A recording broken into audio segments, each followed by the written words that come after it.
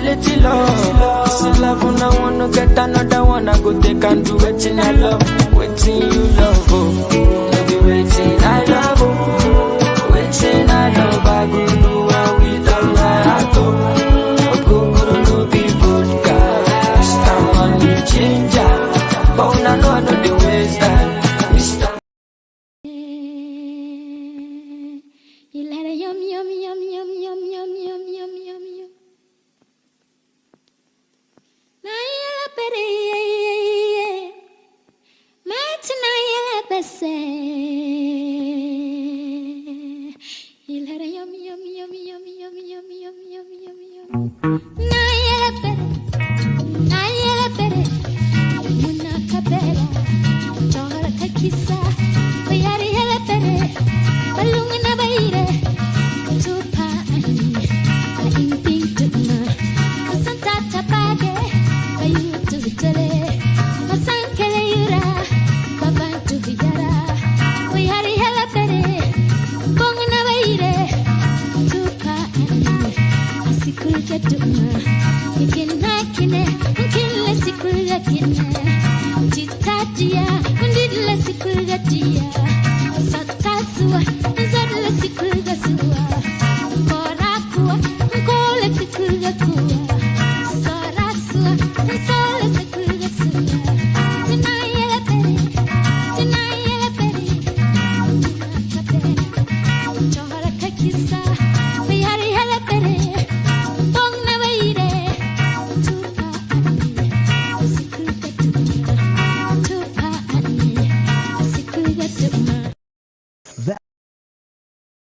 That dream of studying and working abroad has been made much accessible to everyone, including you. So worry less about how you're going to get there, because we always make it happen. This is Starfinders Ghana Limited. We offer a highly professional guidance and support system, both in your university and visa application process. Starfinders Ghana Limited is a highly trusted agency of the University of the West of Scotland, one of the largest modern universities offering a range of academic, social, and sporting facilities. You can apply for undergraduate, master's and PhD in business and creative industries, education, social sciences, computing, engineering, physical sciences, health, and life sciences. Come through Starfinders, and for your studies, you get yourself a laptop or a £500 gift voucher. Call on +233 598 4888 04. WhatsApp on +44 7404 711 049. Send us an email or visit our website for more information.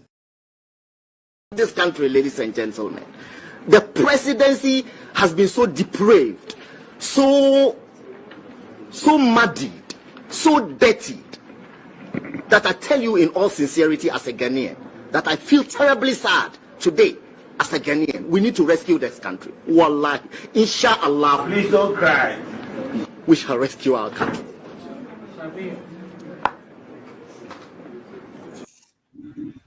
Well, viewers, it's yet another Saturday afternoon. Welcome to Political Justice, where we do justice to most of the political and developmental issues as it relates to our dear home, Ghana. Those were some powerful words from the sitting chief executive of the National Petroleum Authority, Mustafa Ami. Our nation is really depraved. And with me here this afternoon to have a conversation about the state of our nation as described by Mustafa Ami,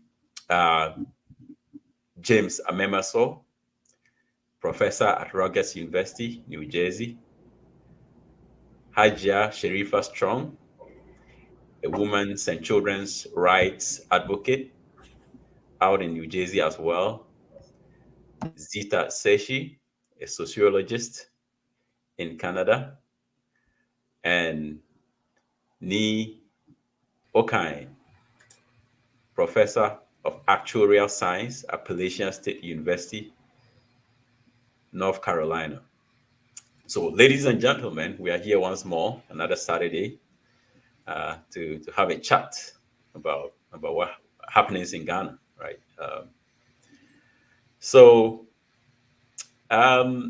Before we proceed, I think there was an earthquake in New Jersey. It was a 4.5. That's quite significant. So let's find out what our compatriots in New Jersey, how they felt it. Was it, everything okay over there? Yes, everything all right. Those of us in New Jersey, yes, we had a major earthquake, Yeah. 4.8, magnitude earthquake, which is the, most extensive we've had in about 250 years in New Jersey. So, but the good thing is that nobody is injured. And of course, it's not only in New Jersey, but along the East Coast, stretching across New York, Pennsylvania, and to New England, part of New England, I should say. But we're grateful that nobody is injured, property has not been damaged, and so we're happy.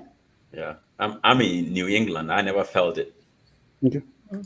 Yeah. Thank you, Yeah. Professor Hajiya. Agana, for the care. It was an intense thing for us to experience. This is my second time. My first time was in California, and of course they are used to these tremors and all that. But just to correct Professor James, this is the second. I think most. The first was 5 point something, and this was just 4.8. Just to correct the history there. But then it did a lot of some kind of damage. We didn't realize it until later in the day when the news were coming in. I saw that 3 houses have now become one, those townhouses that they built for long years without any major rehabilitation and all that. So 3 have become one. I think it was in the news. So hopefully those displaced will be relocated and everyone would be okay. But thankfully we were all okay, nobody is hurt, and that's the blessing of life. But we can't take these things for granted. Thank you, Prof. Yeah. Just a quick one to say that I think there were some aftershocks after the main one. Yeah. So the aftershocks, I haven't followed them at all, and so probably these are some of the major ones that. But the most significant one, which I felt my building was about to cave in. Yeah. We say Hail Mary, or what? And James was on his knees. It was a very trying to take over. Yes. Mm-hmm. Yeah. Well, Zita, is it still cold in Canada? We are waiting for spring and it's not coming. No, it's the weather have gotten better, but like they say, there's a correlation between your environment and your genetics. I don't know. Every time I get allergies. In September, when we're transitioning to winter, I get allergies. Every time I go to Ghana, I want to be a slave queen. But unfortunately, I just break out in hives and I react. And it's like, oh, bugger, you lose. So I just stay at home and I can't do much. So I'm a bit under the weather, but definitely the snow has melted away and things are looking up for Canada. Yeah. I know in North Carolina, you guys are always it's summer all year round. Dr. Zita sure she's under the weather because the glow on your face doesn't show it at all. When I was under the weather, you could see it. We actually got snow this week, so. Okay. Wow, that's strange. Yeah, that was weird. Yeah. Oh wow. Okay. Hope everyone is fine. Anyway, the issues in our country are endless, and sometimes even deciding on what to talk about is a challenge. Right, but we have a perfect lineup here. We're going to talk about the recent conversations around the scholarship scheme. We also delve into the issue of peaceful transition of power from one party to another, based on comments made by a leading member of the ruling party. We would delve into that. We also talk about infrastructure. There's been there's been conversations nationally around that as well, following the failure of certain key figures within the MPP to actually name any, infrastructural development within the Ashanti region. And then we would have conversations about that. And also the issue of religion and politics, right? How politicians are positioning themselves with respect to religion and how they are attempting to use that as a way of garnering votes. We would have a conversation about that as well. And so, I mean, without further ado, I would want our producer to play us a video that would set us off in the context of the recent revelations about the scholarships, among other issues related to the youth in Ghana. So we want to put all those issues together and have a conversation about them in terms of what are the priorities of our country when it comes to addressing the future of young people in Ghana. Recently, them launched that initiative, 1 student, 1 tablet. Let me cry them, I can't say 1 plus 400. Ladies and gentlemen, the amount of money this government is spending in the acquisition and distribution of the tablet, it will bust your mind. 325 million US dollars to distribute tablet to students who are sitting under trees to learn. Make it make sense. University of Ghana Medical Center, UGCM was a UGMC. Do you know how much they spent on? About 200 million US dollars. Tablet. Also, the company KA Technologies who will be who you own. Now, trauma chafas a tablet we almost a tablet we operate on and I say Android 15. 15 is for my. On the other side of the passport office were increasing on prices. Old fees 32 pages. It used to be 100 CDs. Now it is 500 CDs for the same 32 pages. That's the new fee, 500 CDs. 48 pages. It used to be 150 CDs. Right now it's 48 pages. Now 644 CDs. More expedited now. Oh, me could do for me, no. 32 pages, 150 CDs. That was the old price. The new price near 700 Ghana CDs. All right. I mean, before we come to the main issue here, you know, I'm tempted to argue that journalism in Ghana is dead because we get most of the critical content from individuals, sort of the liberalized, you know, content creation and media space that has been created for individuals to wake up and pick their mic and also get on air and talk about topical issues. But with respect to the ones that are trained to do these jobs, I don't really get any substantial conversation from them with respect to the direction that they want our country to be led, right? But that is a conversation for another day. But yes, the issue of value for money. How is the money spent in our country in terms of determining the future of young people? This issue of 1 tablet, 1 kid, 1 tablet, and the amount of money that is spent on it. I mean, what do you guys think about it? You know, just broadly speaking, in any direction that you want to go with it. So I will start with James. What do you think? Thank you, Mr. Host, for the opportunity once again to talk about our country and what all these things mean for our people broadly. Yes, the introductory video that you showed about Dr. Mustafa talking about rescuing the country. If there is any particular time where Ghana needs to be rescued, this is the time. There's no other better time for Ghana to be rescued. And that is why we are all here to think about what could be done about rescuing the country. Yeah, in the context of the second video about passports and then, of course, distribution of tablets and what that means is just so insane that in 2024, this is the state of our country, that we're spending $325 million to distribute tablets to students who are sitting under trees. It's just so sad. And so it makes me think about Mustafa's statement, Dr. Mustafa's statement that we need to rescue the country. It's just so sad. Just as he was feeling so sad in 2015, 2016, I think this is a worst state. And if he will acknowledge that to himself, he knows that we are in a very bad shape. $325 million could be used to do more than just distributing tablets. It's so sad. Talking about passports, which you also highlighted in that video, or the video showed us clearly, is just insane, if I should use that word again. In all, it tells us about the state of our country, the predatory state, the predatory regime, the predatory government that we have elected for the past 8 years and have to deal with them. Now, a predatory state or regime basically is about the social model in which government seizes the apparatus of a state and then take advantage of the resources to distribute them in a way that benefits their own members broadly.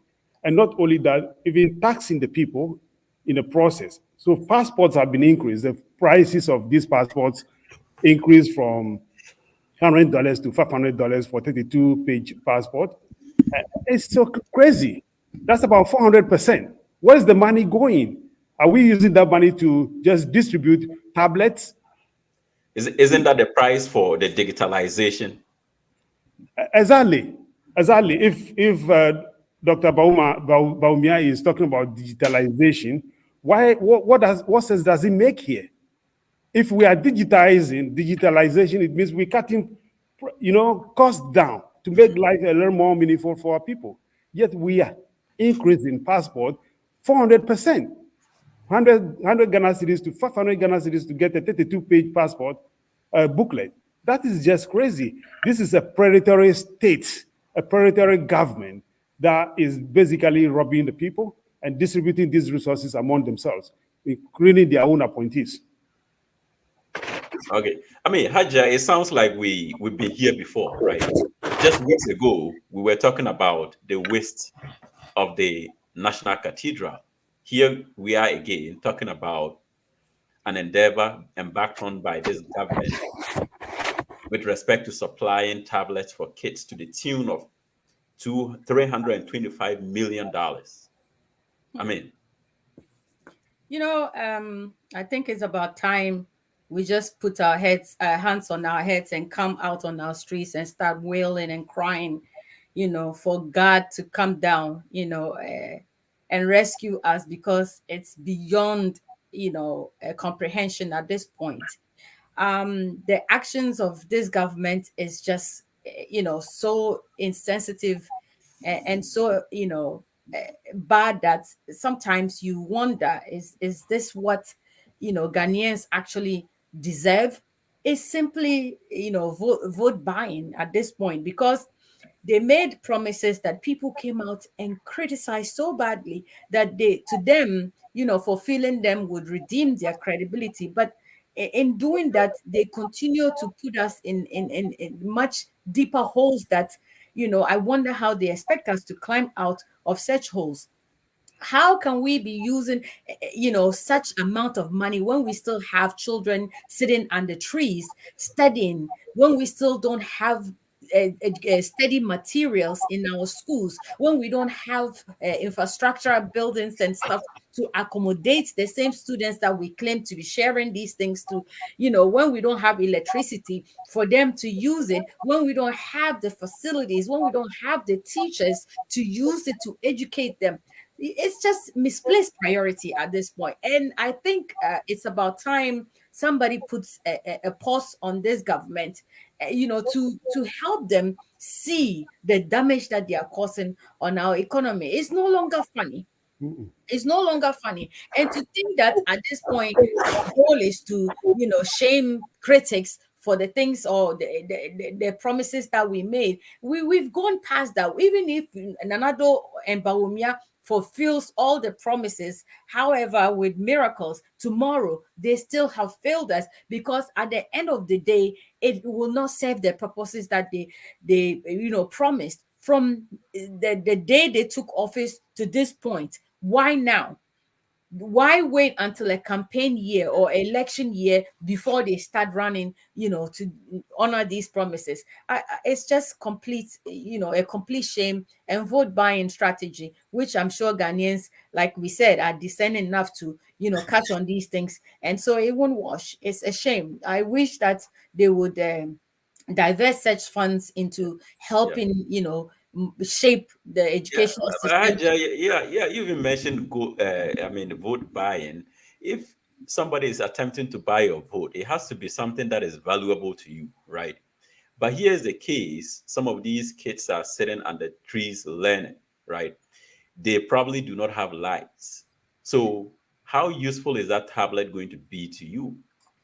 You know, our citizens are used to, free. Everything that comes with the word free, they are able to use it to corrupt our minds into believing in that, free. And the end of the day, at the end of the day, they are using our taxpayers' money, to sell it to them, at the expense of their own life. Vote buying, the children are innocent, but their parents have been convinced that this is free, this is to help you because you were supposed to buy it for your child at this amount, and we are delivering it free to your child, so we are doing you a favor.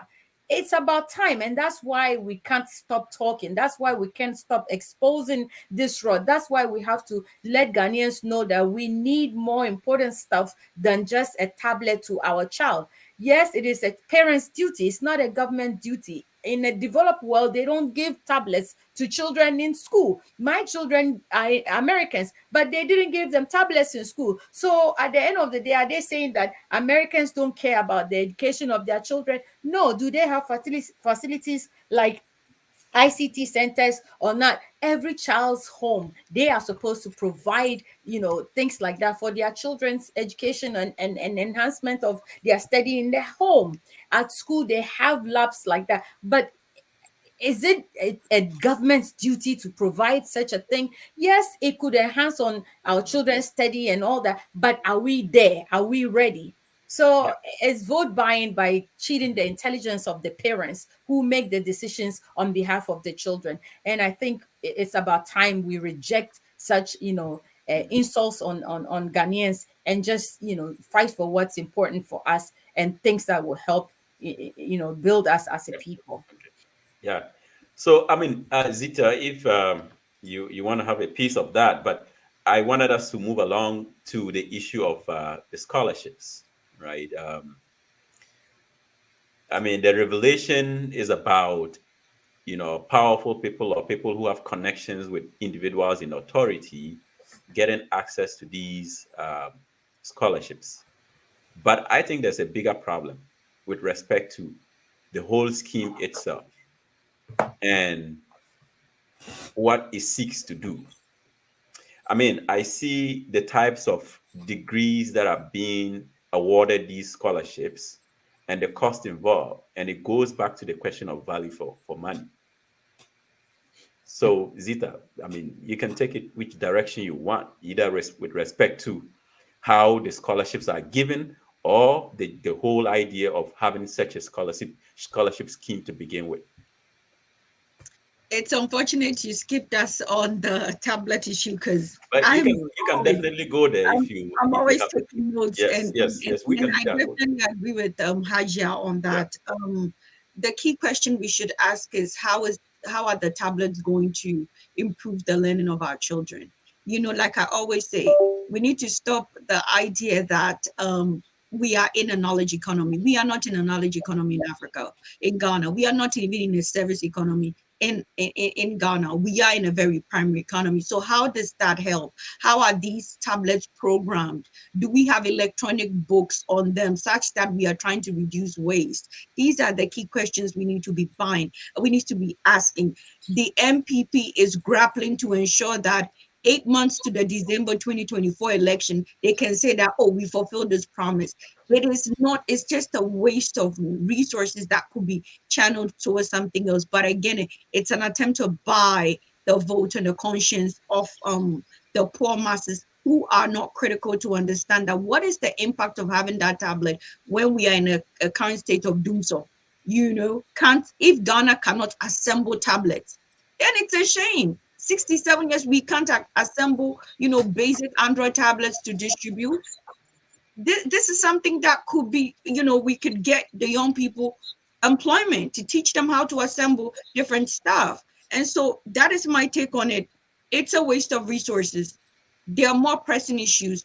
$325 million could be put towards something else than distributing tablets. Make sure the children are in a better infrastructure in the first place. Make sure they have a decent learning space in the first place. They don't need tablets. You could have an ICT center, but you don't do that. And then these children, you give them these tablets, they find a way of connecting it to data, and then they become exposed to all the harms and the vices on social media that trickle down to moral degradation in our society, and they've not thought about that. So that is my perspective on that issue. On the issue of the scholarships, I think this has always been a reoccurring pattern across governments. I'm trying to be objective because each and every regime we hear it, but it seems the MPP's regime, it's overboard in terms of people having the resources and then being given money that is supposed to go to needy and what? Brilliant students in Ghana. And that is why during the 2020, ahead of the 2020 elections,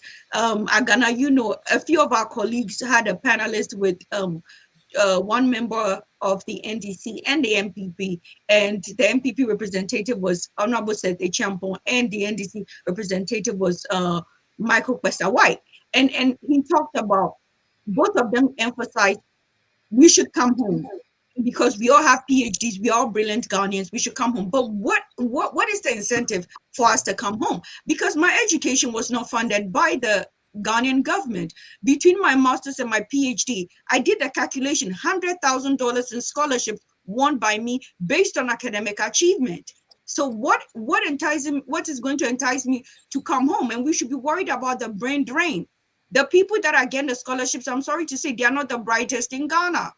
It is the people who get the scholarship on their own merit and leave Ghana. They are the ones that are taken. And so these foreign countries are getting the best minds in Ghana like me.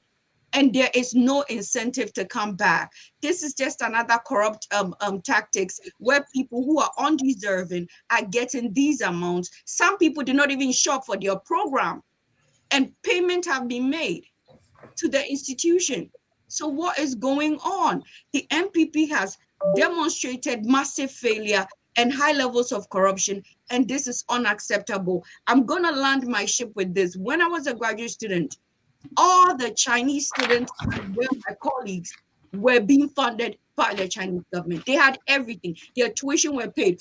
While some of us were busy scrambling to apply for bursaries and awards and scholarships, they had it easy. Everything, they paid their tuition. They made sure they were, and the condition was to return home to build. And that is one of the ways that the Chinese have been able to get ahead. And this is a good initiative by Dr. Kwame Nkrumah to train our brilliant minds so that it even instills a sense of patriotism that you have your country funding your scholarship, making sure you're comfortable, and then coming back to pour back into your country and give back. But as it is, the brilliant minds, we won our scholarship on our own, and we were supported by families, and therefore we have no allegiance to come back. And most of us here, everybody's struggling to get a foreign documentation and not really return back to Ghana. So the most brilliant brains are being lost to the developed world, and the people who are less deserving, who have not shown that they have the brilliance, are getting scholarships to go pursue degrees that I don't know the relevance of that degree to the economy and development of Ghana, and it's just a corrupt scheme. Okay. Yeah, I mean, Zita, you touched on a lot of stuff I'll come back to, but let me hear Ni's position on this. Yeah, Chairman, Dr. Agada, I'm trying to get away from the name Chairman, but anyway, with the scholarship, I agree with everything Zita said. Well, the truth is, we need clear guidelines and oversight for this scholarship selection. As we've seen the revelation from the Fourth Estate, right? There are a lot of problems. One is, you have people who pay bribe to get a scholarship, which doesn't make sense. And sometimes this bribe is like 20% of the scholarship. So if you want a $10,000 scholarship, you have to pay somebody $2,000. It doesn't make sense. Second, we've heard that some of the scholarships are given to the politically connected, and some actually receive multiple scholarships to pursue programs in the same year, which doesn't make sense. And also you have students receive scholarships, and when they get to these countries, their stipends do not come because of embezzlement from the scholarship secretariat. And everything Dr. Zita said is right. When I was in the PhD master's program, some of these Chinese people, they come with government scholarship, and the requirement is to go back. And also, actually, that's the same aim of our scholarship, is to empower the students with the necessary skills. And the idea is to they have to contribute to the development, or at least transfer this expertise to fellow Ghanaians. But this is not enforced because, of course, our country is not run properly. And I agree, this problem is not only an MPP issue. So we really, really have to look at it, critically, and try and find ways that we could, at least try to enforce this people from for coming back. I learned that University of Ghana, what they do is they require the beneficiaries to have guarantors, right? So if you don't return, the guarantors will pay some financial penalties if they fail to return home. But before I let you, I want to say something small about the passport. I heard, one person on Twitter saying this increase is fair. I'm like, this increase is not fair, because if you look at the US, for example, we pay around $130 in passport. The minimum wage is $7.25. So you have to work around 3 days to be able to raise money for this passport. And now, if they raise it to 500 cedis, the minimum wage in Ghana is around 18 cedis. So, as a Ghanaian, you have to work, and I'm not saying everybody earns that money, but that's the number we have. So, the Ghanaian working on a minimum wage will have to work around 30 days to raise this 500 cedis, which is not fair, right? So they really, really affecting a lot of Ghanaians, and you take out. We have a lot of taxes already in the system, so why are you increasing the passports to this extent, right? Yeah. Okay. So I mean, James, I don't know if you want to take on not the passport, but the scholarship scheme. I mean, you are in education, and might be. Yes. Thank you. Scholarship is very important. There's no way I would have been educated in the United States without some sort of support for me. And so it should be there for everybody who deserves that. Not for the greedy ones, the predatory behavior I was talking about, right? Where rulers extort taxes from people and distribute these among themselves, where they manipulate the people, like they are distributing tablets right now. It's a form of manipulation. It's a predatory behavior on the part of our current leaders. And of course, using aggression sometimes to intimidate them and then ask them to vote for them. But it is very sad that we are still dealing in issues like this after 660 plus years after independence. We're still trying to find a way out of our education system broadly and make things better. But as I said, this is the time for Ghanaians to realize, to come to consciousness that, look, the NPP administration has really disappointed the whole country. How do you distribute $325 million just to, in terms of tablets? The tablets are very cheap. I guarantee you that. They're going to break down very quickly, and the students cannot even repair them. And that's the end of it, because these are not things that are durable. They're just using them to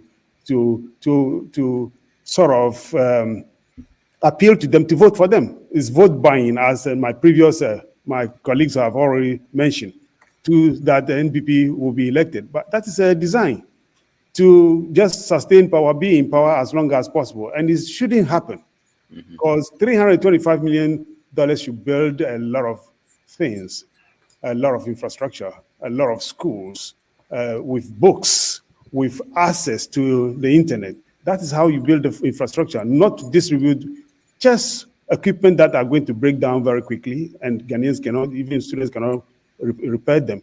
And not only that, the money is just being diverted into their own pockets, one way or the other. How much? $325 million to distribute only tablets? That is unheard of. Yeah. It's a way to pocket this money themselves. And that is what I want to say. Yeah. Well, one of our viewers in the comments, Nana Aku Aka, is reiterating the point that we have misplaced priorities. And I believe some of these projects are sort of a ruse to siphon money, because I mean they haven't told us how much each of the tablets cost, but I'm very sure it's going to be a ridiculous amount. You know, I No, think the number actually came out. They said $250 per. 50, yeah. okay, so you can imagine, yeah, Mhm. and And very that likely, that tablet that tablet is like $100. yeah, No, and it's an Android. Go yeah. on Amazon. They have these tablets for $50. It's And a lie. if you were getting like a deal, right, in buying in mass quantity, it should Yes, come at you a get discount, cheaper. right? But so again, this is a way to basically siphon government money. But this is, I mean, it's ridiculous.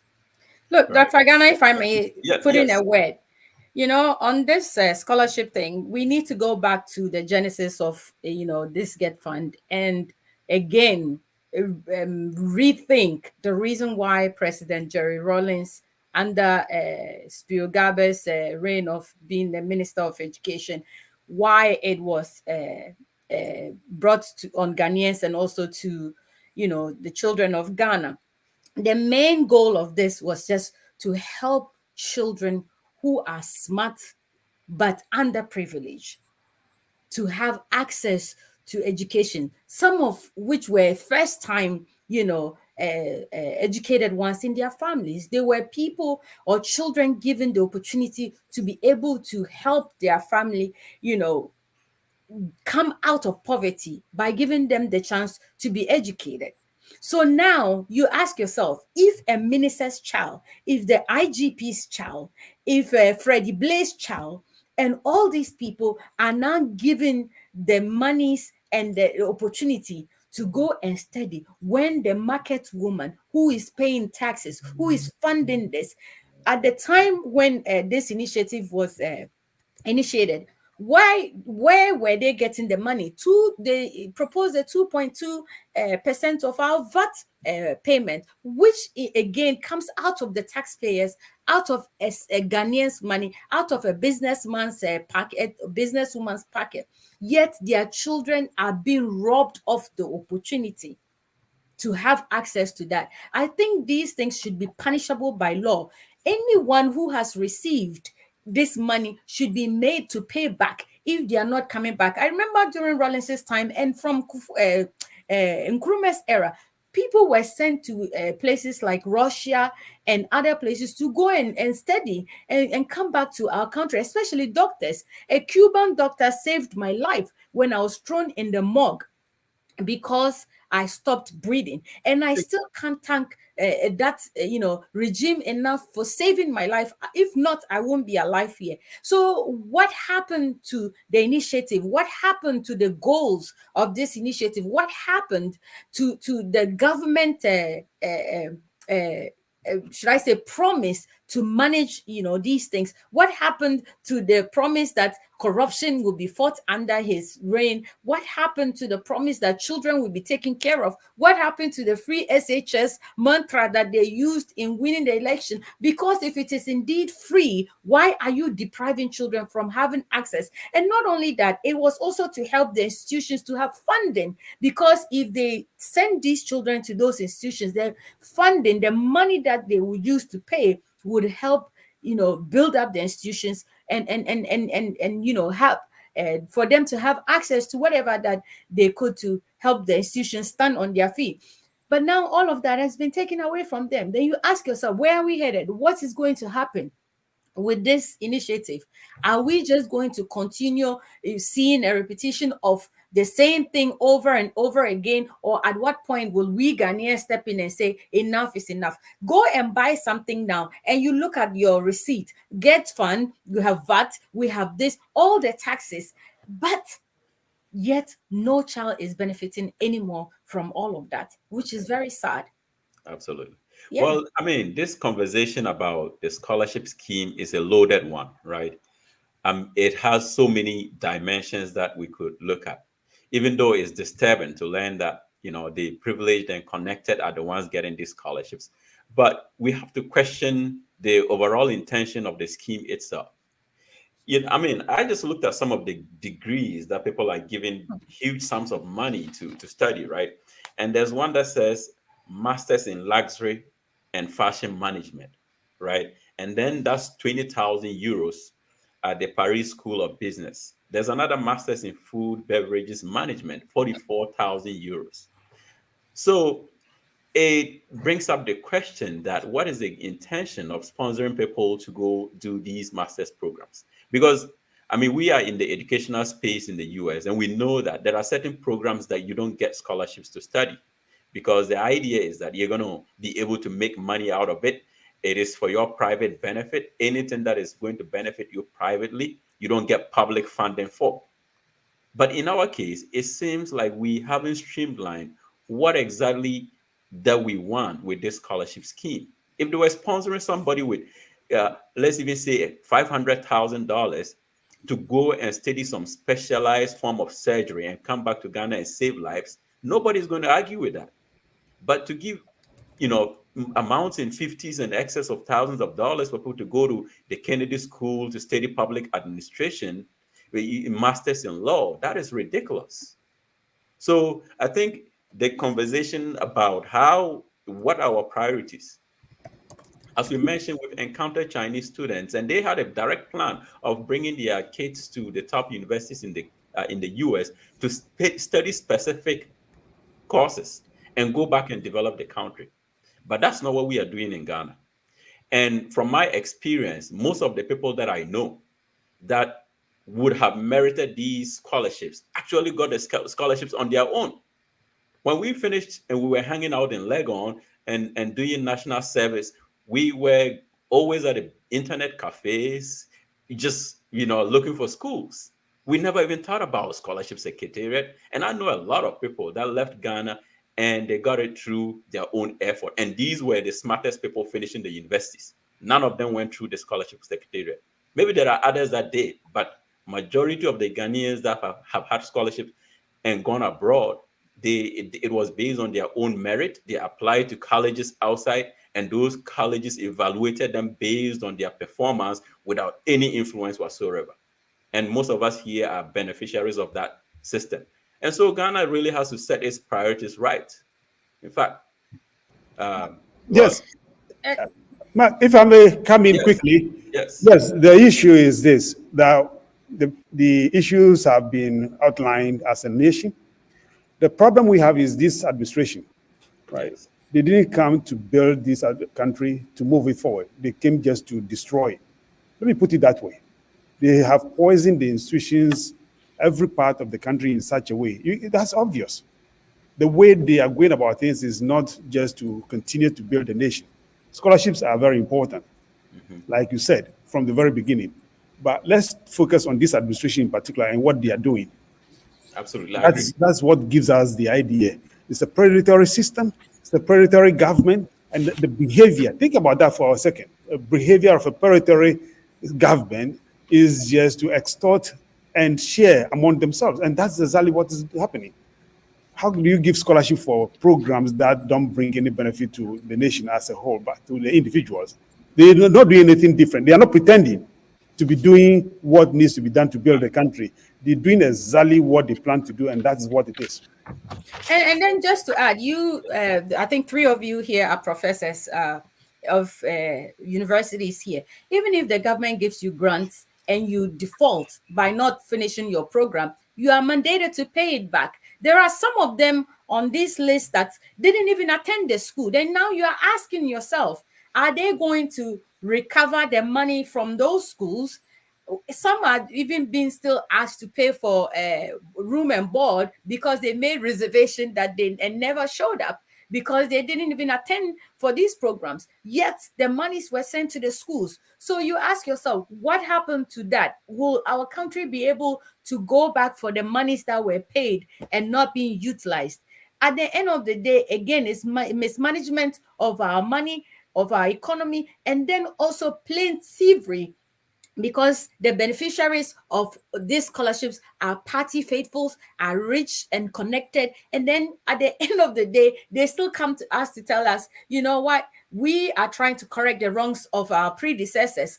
Now, if you are claiming the predecessors made those same mistakes, because I'm hearing this argument out there during NDC, during other regimes, the same thing happened. But we vote new government into power to correct the problems that we deem were not right for our country. So why are we repeating and even in some cases doing worse than the criticism we had before? So, like, I agree with Professor James. This government came to destroy, to enrich themselves, and all they care about is to make themselves important, and that's the end of the story. Because if you look at their demeanor, if you look at what they put out there, if you look at the arguments they make there, sometimes it doesn't make sense. It beats my mind. NDC did it, so what? If NDC did it, NDC is no longer in power. If PNC did it, so what? PNC did it, they are no longer in power. But you challenge me to give you the mandate so you can fix those problems. How did you fix those problems is what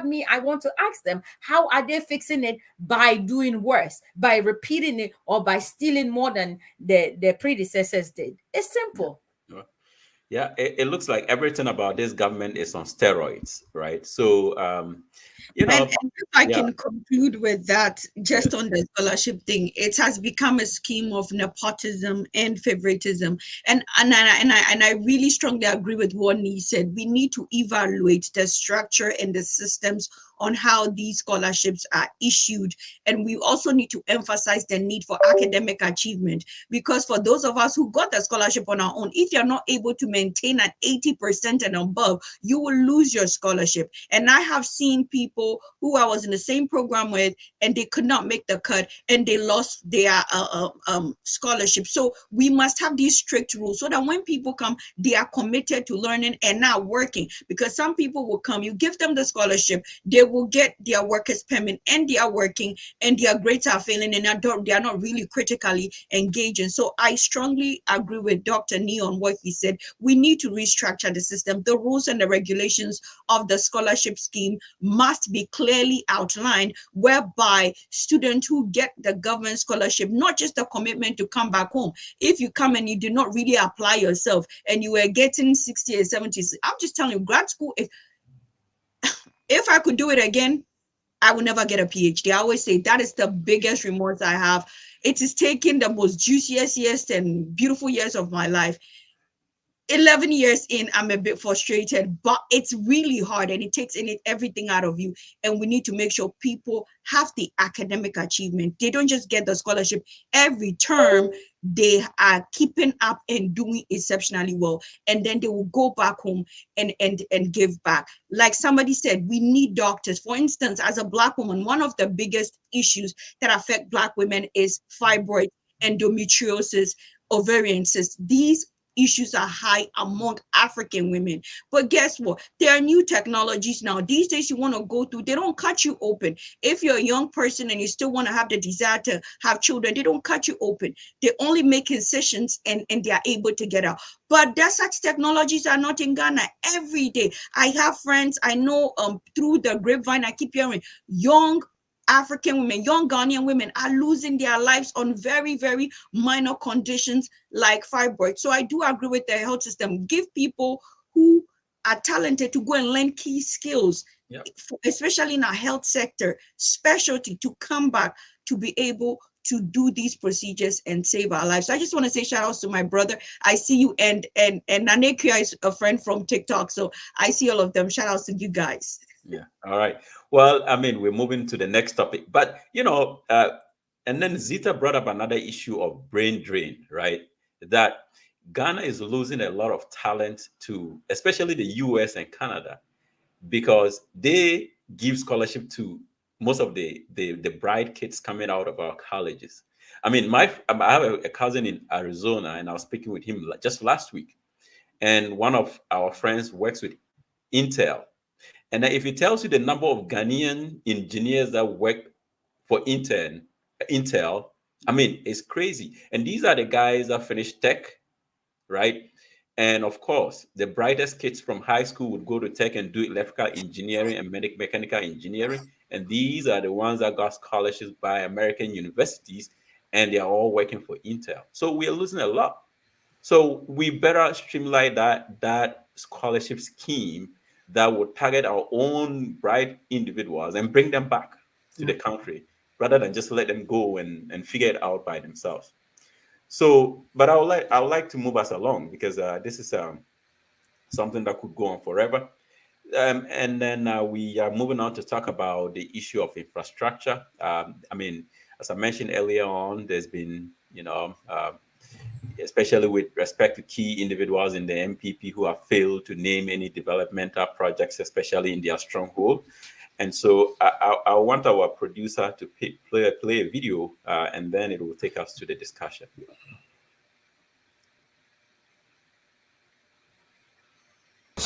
We have performed better. Railway, we have performed better. Airports, we have performed better. Interchanges, we have performed better. Schools, we have performed better. Hospitals, we have performed better. Public libraries, we have performed better. Usha fish landing sites, we have performed better. Court system, we have performed better. Yeah. Digitalization, we have performed better. Ghana card, we have performed better. Mobile money interoperability, we have performed better. Digital address, we have performed better. The e-pharmacy, we have performed better. Usha digitalization of the ports, we have performed better. Bibia, we have performed better. Well, just a few nama bono. Obia Timihu say MPP. Yaye Jumanopa. But still, Asumesi, Osi Yentu Abanomano. Well, I mean, every week, in fact, I think I try to avoid Bawumia, but he keeps inserting himself into the conversation. And well, there's a follow-up video that I wanted our producer to play, and when we come back, we would continue the conversation. Another. Yeah, NDC for aye, media minimum American. Kumasi Kajetia, NDC na Tafu market, NDC na Asawasa de Kakao. Asawasa market, NDC na Retro Park. Atonsu market. Oh. NDC na Retro Park. Seria Hospital, NDC na Afari Military Hospital, NDC na Famna Hospital, NDC na Bakwai Hospital, NDC na Asawasi Road, NDC na Swami Road, NDC na Tafu Road, Tafu Road, and Swami. Yeah, we play interchange no, NDC na Kenyasi Road, NDC na High School Junction to Jenyasi Road, NDC na Bomso to High School Road, Kote Ayedriase to Campus Road, Kwanongo Water Supply, Kumawu Water Supply, Kwanongo Hospital, Tepa Hospital, Kumawu Hospital, Nina and the NDC, as you said. All right. Okay, so Haja, Bawumia says they have done everything, but the record, I don't know if it speaks to his assertion. Bawumia is definitely suffering from something doctors are yet to disclose to the general public what it is, but there's definitely something wrong with Bawumia. And to think that this man is standing and screaming, Rose, we have performed better, schools, we have performed, and people are really, rhyming with him on things like that. And their conscience is still not right with them. Now, let's go back to, I have just decided to adopt just the 3 northern regions only, to do a study on all these things. If you ask me why I'm so critical of this government, is because of what I have seen.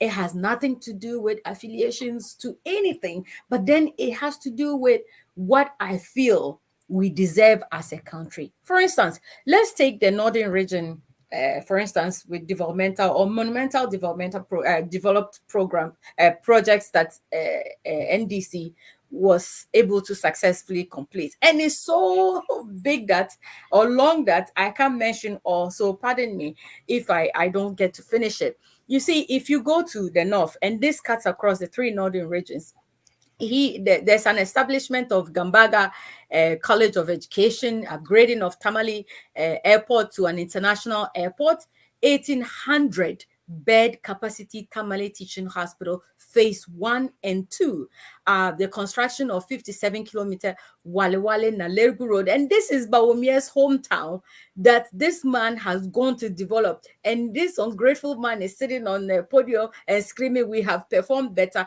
Meanwhile, JM brought a civilization to your area. Then we go to the construction of the Nalergu Gambaga Road, town roads, where I'm talking now, Wulinsi Pandai Roads, Yankala Tolong Road, Tamale South Township Roads. We have the polyclinics at Tamale and Pandai, health training schools at Yendi and Gushegu, 18 ICT centers across the region. Okay, construction of a story building, dormitory blocks, 6-unit classroom blocks for Bunkurugu Senior High School, Tamale Techiman Asphalt Pavement Road, construction of 20 chip compounds to boost access to health, which is one of the most essential things the rural areas or communities need. And he was able to provide at least almost one in each development, where a lot of women, especially as Dr. Zita was saying, will be able to access it for quality, at least during childbirth and then other ailment. Tamale Techiman Asphalt Pavement Road construction. Okay, I've mentioned that.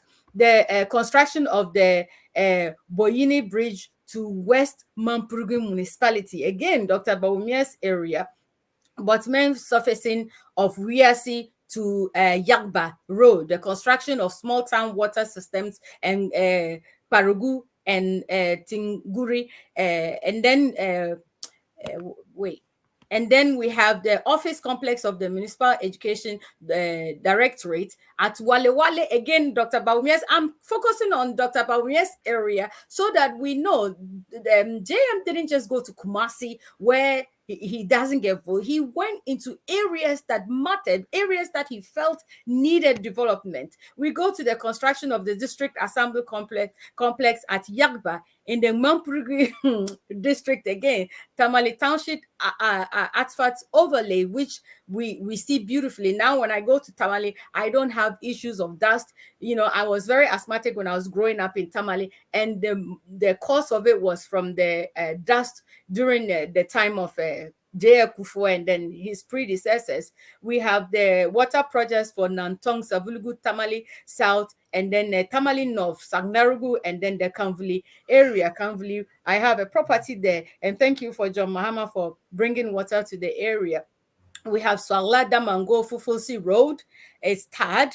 We have markets, clinics, and for the communities, roads to be able to go to their farms and, you know, the markets, establishment of senior high, which was one of the most important things that attracted me to John Mahama's government, the establishments of the E-blocks in the communities that needed education most. We also have market complex in Swala, community daycare school at Daboya, which is just his area that, you know, I want to say, I wish next time this would be his concentrate, the areas that he will concentrate a lot on. Community day school at Daboya, 25 communities connected to the National Grid District Assembly blocks at Damango, his area, GES office complex as well. I can go on and on and on. We have over 600 to 1,000, you know, constructions and infrastructure development that he has brought to these 3 northern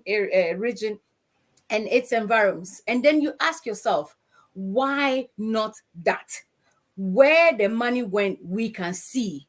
These are not just write-ups, or these are not just things that somebody sat and put together. They are there. We can see them. We access them. We have access to it. We can use them. It is helping the communities. Now, you sit down and you ask a whole minister to mention just one or two or 10 at least.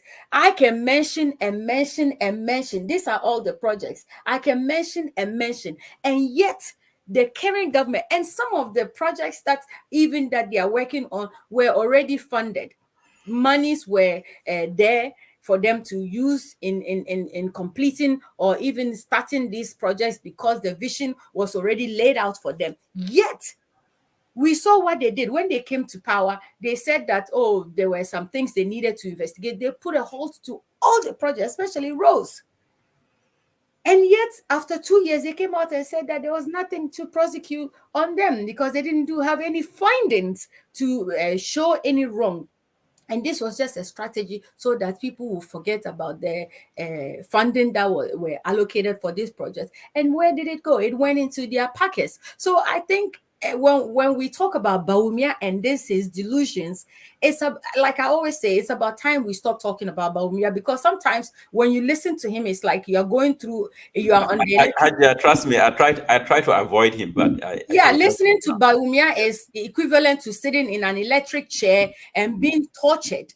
You know, with the the voltage of power going through you when you listen to Bawumia is too much that sometimes you ask yourself, is it even worth listening to Bawumia? You know, like I said before, when Trump was the president, there were days I would throw my remote and I'll go to Comcast and tell them that my remote is broken, and they'll give me, I hope they don't find me for this, or sue me for this, and I'll tell them my remote is broken, because it was so aggravating to listen to him and the way he spoke as the president at that time. If you listen to Bawumia now, you wonder, is this man actually the man that people thought, in 2016 was the economic wizard, that people said that he was a better manager at, the economy, and that he should have the steer that now he's saying he didn't have to run the affairs? Because what is in government but the economy? And if you fail woefully at this, and you are now coming to Ghanaians to tell us, Rose, we have performed better. Which Rose? Show us. Your ministers are, struggling. Your people are struggling. You yourself, if you have made policies and governed these policies for almost 8 years, today you are not coming to us to tell us that this was your government who underperformed. And so because of that, give me the money. I'm coming as me, as Dr. Bawumia, as the president, who now have the steering wheel to take you to wherever. Now you ask yourself, were you not part of the government? So what did you do? What role did you play? And in fact, they made him to do all the promises. They made him to tell all the lies. They made him to come out with all the propagandas against JM on these things that he's now struggling to defend. So at the end of the day, if you ask me, Bawumia is not even worth discussing at this point, because when you discuss him, my migraine that was cured some years ago, I think because of him, I'm beginning to experience it again. And it's just not, fair to me to listen to Bawumia or to even talk about Bawumia. He's not worth it. He's a liar and it's pathetic. He doesn't understand the plight of Ghanaians. He has nothing to offer Ghanaians. He's just a walking contradiction. Somebody who can never admit his wrong should never be given any opportunity to commit more crimes on Ghanaians. It's a shame. All right, thank you, Hajia. Look, James, it appears Hajia came loaded. I want to hear you on that. Yes, thank you. Let me just say that I agree with everything Hajia has said, except one thing. Bawumia has to be decloned. He looks like a clone man to me. He's done all kinds of things. And let me just say that his obsession to become president is becoming so dangerous. He has a very dangerous obsession to become president of the country. So he'll do anything. He will lie. He'll say anything, promise. How do you come on national TV and say, we have done better on everything? I'm the best vice president Ghana has ever had. Everything. That's where he lost me. Everything. You cannot, it can be so. Yeah. Bawumia has not even done 1% of what he promised was coming to do. He talked about economic indicators. Where do we see ourselves now? Inflation was about 16-17% when John Mahama left office. Inflation went through about 42% in 2023. Exchange rate Now, all the economic indicators are very bad. They're not favoring him. So for him to be bold enough to just tell us all these things, plainly lying to us, he needs to be decloned. If he has been cloned, Ghanaians will have to look at him. Ghanaians will have to really focus on him and let him know what the bad things he said, the lies and everything. We can let him go. He is he's the runner, he's the MPP candidate right now. So he is going to contest come December this year. He's going to be the main man. He has to be dissected. He has to be every part of him. I think the NDC campaign should really focus on him and let people see who he truly is. We can't do without him in the sense that, look, he has to be the main target moving forward. He's a liar. It's self-aggrandizement, talking about, I'm the best vice president Ghana has ever had. How do you come on national television and talk about yourself that way? He has nothing. He's an empty barrel. All the things he accused NDC for, they are all in face of him. Now, bondholders, look at what they can't even get their money back in Ghana. Yeah. Businesses are folding. Now taxes are being raised. Passports fees have been raised 400%. Is that the man you want to vote for? He was the man who ran the show. He was the economic management team, the leader of the economic management team of the NPP. And so Ghanaians should just look at this man carefully and see who he is. He is not worth their time, but he is the main man. So therefore, he has to be examined thoroughly. And if I should use that word again, if he has been cloned all along to say the things he's been saying, there's a time for Ghanaians to look at him and say, hey, no, this is the best guy to vote for. Now, about infrastructure, Haja had talked about the northern sector broadly, roads and hospitals. And of course, John Mahama administration had done same in other regions, including the Volta region, where you all probably will guess by now I'm from that region, and the sort of things he's done.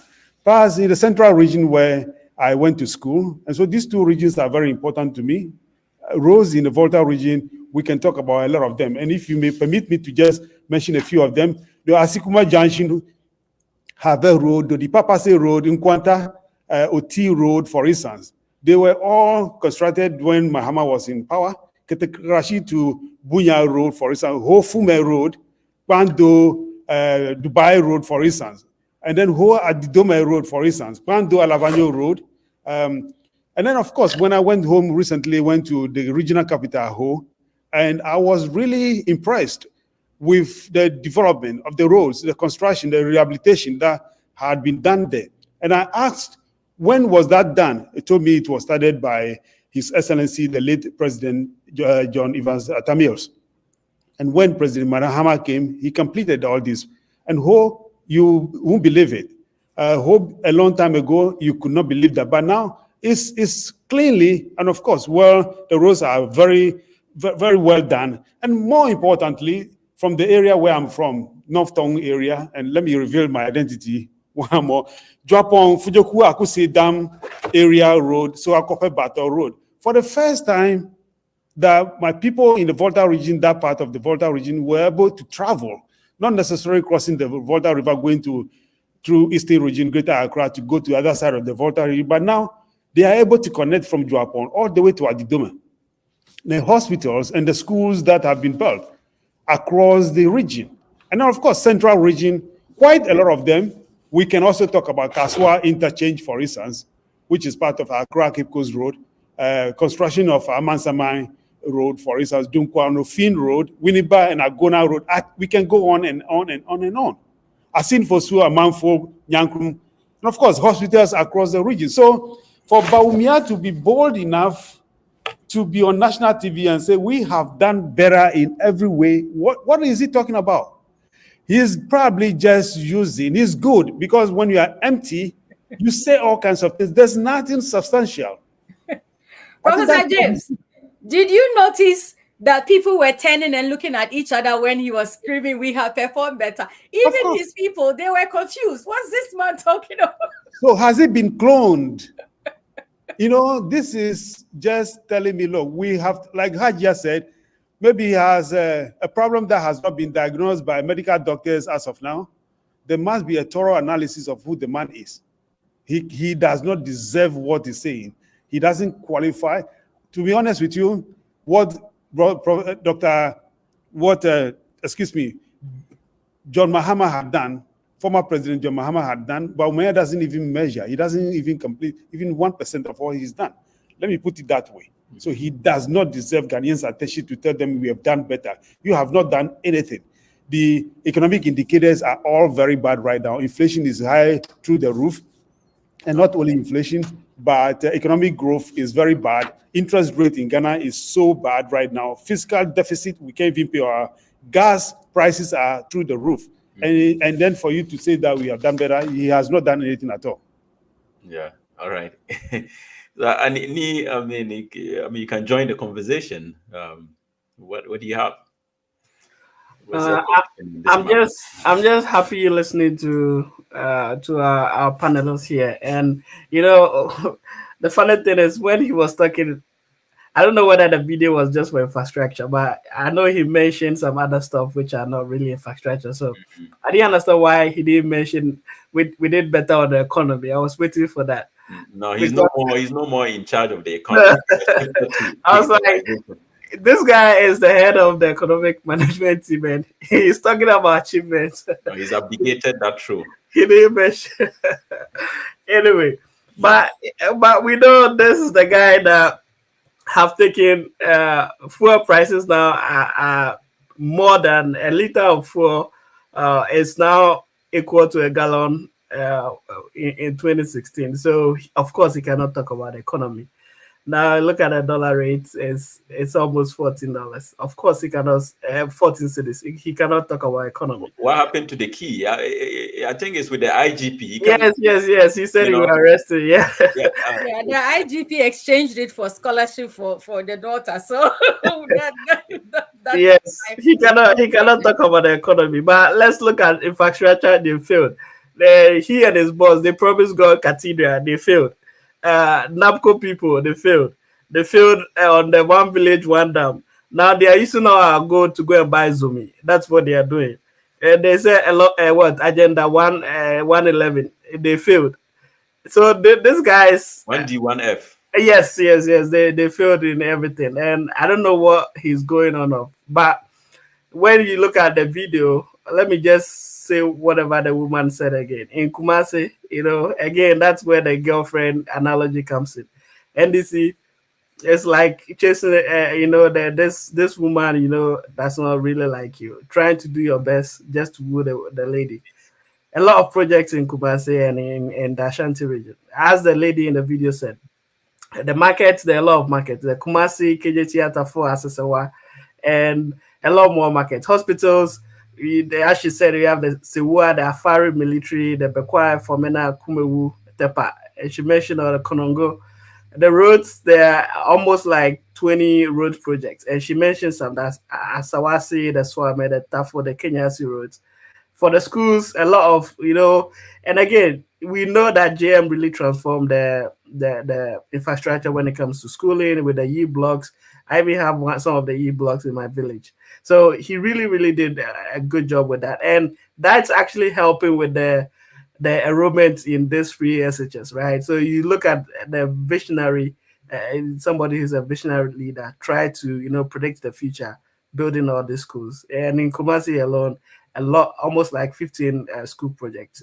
Some are the Pakwasi Community Day, Agri King Zumara Community Day project, and 12 more projects. And for water supply, they have what they call the 3K water supply in Kumasi.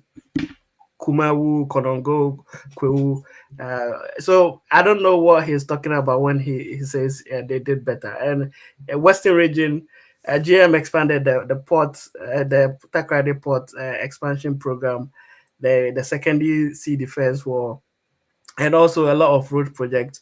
And they constructed some 450 bed hospital at Takoradi and a lot of district hospitals. So I don't know what he's going on of, but we know that of course this man, he doesn't tell the truth. He doesn't take any accountability, and of course we don't expect any better from him.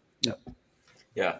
So, Zita, Baumia says, Bibia, we have performed better. How do you square that with the conspicuous struggle of their, key, if you like, persons in the Ashanti region to name, anything that they have done in that region, right? It's how do you square the two? I mean, Ni has listed in our previous meeting last week, he did list all the development projects in the Ashanti region. I mean, I'm happy for James, but I cannot speak for the Tema Flau road. And so I'm not happy. Jifa Gomashi, sit easy because I'm coming. If I don't stand for Tema Central, I'll stand for Ketu South. That is my district. I will stand for MP, and I'll make sure development comes to Aflawu because we deserve it. But most importantly, when we look at the Greater Accra region, because I'm a child of Tema, and Tema is kind of part of the Greater Accra region. So we're going to look at what former President Mahama has done for the Greater Accra region. I mean, as somebody living abroad, most importantly, Terminal 3 of the airport up to a modern standard. That is amazing. For those of us who tend to frequent home a lot, that is something that is a good cash point for us, that we come and we're a bit more comfortable and not use the bus. The bus system was just a huge turn off, that you have to get on a bus and then be driven to the airport and then vice versa. Now we have the whole up to standard modern, whereby we can just sit and then pilot in and get into the aircraft. That is amazing. We can look at the Awoshi Pokwasi Road, Tetekwashi Adenta Road, Kwame Nkrumah Interchange, Kaswa Overhead Bridge, Airport Hills and Burma Camp Road Networks, Tema Motorway Roundabout Decongestion Project, Obechebi Interchange. So Accra seems to have had a good facelift, and even on social media, people post pictures of Accra at night, and a lot of people are surprised because it looks really beautiful and it looks really modern. And we can thank President Mahama for that. Let us take it to the Eastern region. Is Nanado from the Eastern region? Isn't part of his route from the Eastern region? Mm-hmm.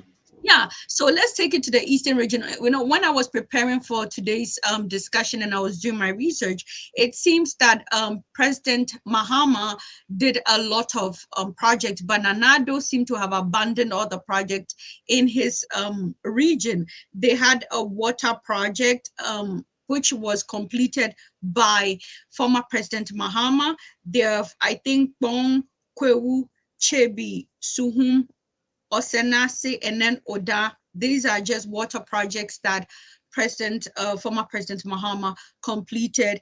When it comes to hospital, President Mahama started the Betifi Hospital, and unfortunately it has not been completed and abandoned, and currently a place for lizards and termites, according to the research. And I think one of the members of parliament from that region was complaining bitterly about that. And so in the sector of education, apparently President Mahama completed 5 day senior high schools that are currently running. And so when Bawumia is talking about they've done better, and again, he's not mentioning, you're saying you've done better in these fields, you have to back it with what? A proven record. Back it with— where are the receipts? Yes, exactly. Show us the receipts with the specific project, but he's not mentioning the specific projects. And I think in Bawumia's mind, even though he's my colleague, in Bawumia's mind, he thinks that the current electorates of Ghana are like the one in 1990. They're not the same. The electorates now are discerning. We are looking at a proven record. Like I said before, if you want to get a job, you need to show your CV. Show us your CV. Nobody gives you a job because trying to run for president is a job. You're telling us as Ghanaians to give you the mandate to lead us. And so it's a job, and it requires you to show us your CV, which must indicate and highlight all the key things you have done, so that we are going to say that, oh, we are giving our country to somebody who is competent. Bawumia lacks competency. He doesn't have a proven record. His CV is not up to standard to even stand for any political office in Ghana, much more the presidency. I would say that, and Bawumia, they need to really evaluate what is going on with him, because just saying we've exceeded, and you're not giving us clear examples of which sectors an aspect you have exceeded is baffling, it is misleading, and he should come again, because the receipts are there, and he said that we need to vote on ideas and a proven record. I'm quoting him verbatim. We are going to vote on not just on ideas, but effective implementation of ideas. And when it comes to effective implementation of ideas, Bawumia and the MPP government have failed on all levels. Okay. Well, it's funny. I saw a skit making the rounds, one by some of these the Kumawu actors, of a driver and the mate, and then the driver gets off the car and says he's not going to go to. I mean, he's not going where they were supposed to go anymore. And then the mate says she is going to take over, and the person just said no. I mean, there's no way that if the driver couldn't take us there, how could you possibly take us to our destination? But it's a funny skit. I think it may be making the rounds on social media, and you guys may have come across it at some point. But on this issue of infrastructure, in fact, I'm reading Manasseh Azore's book, The Fourth John. Basically, this is a book about the entire Mahama regime, right, up till when he lost the election in 2016. And he actually suggests somewhere in the book that NDC lost the election in 2016 because of infrastructure. And I mean, not because there was paucity of infrastructure, but perhaps too much of it. So it's interesting how, for instance, comparing one regime to another makes you to begin to appreciate what existed before.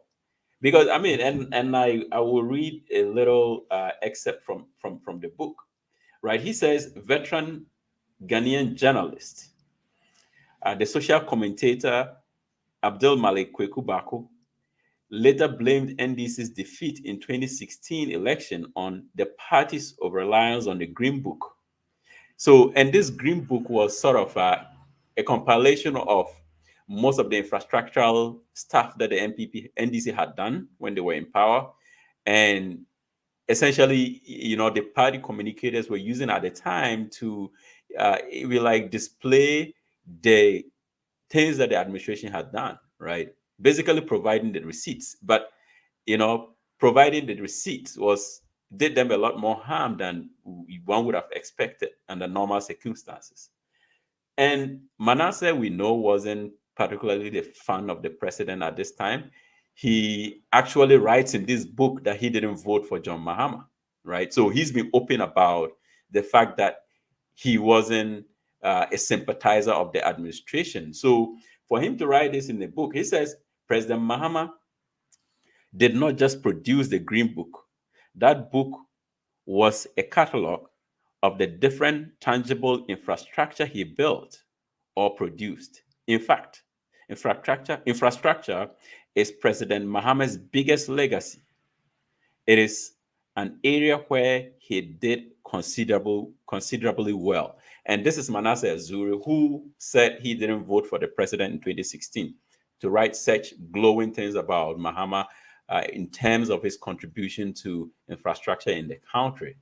And then I just wanted to close up this segment of the conversation with that. All right. But let's move on to the issue of peaceful transfer of power. We know that democracy cannot exist without the assurance of a peaceful transition from one administration to another. And so if somebody speaks as though they are undermining that very fundamental characteristic of democracy, then there ought to be an issue for concern. So I would want our producer to play the video that we lined up, and then it would generate a conversation for us. NDC Poll, 2024, I'm winning.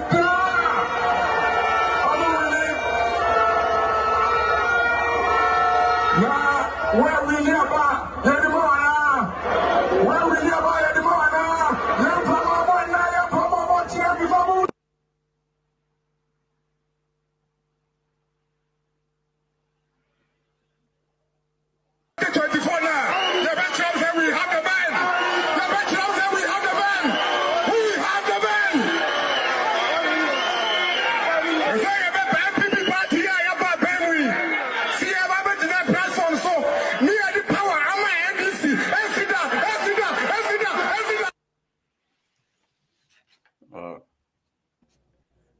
right. So that was Brian Achampong, an MPP member of parliament, and he has been consistent with this rhetoric.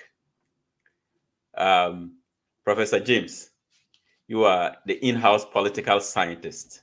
Lead us in this conversation. Yeah, thank you. I very much or very often wonder how did we end up with this kind of leaders, people who have been appointed into government to be able to say things like this. What has gone wrong with us? We are a nation experimenting in democracy. We are an independent experimenting state. And so our institutions are not hardened up.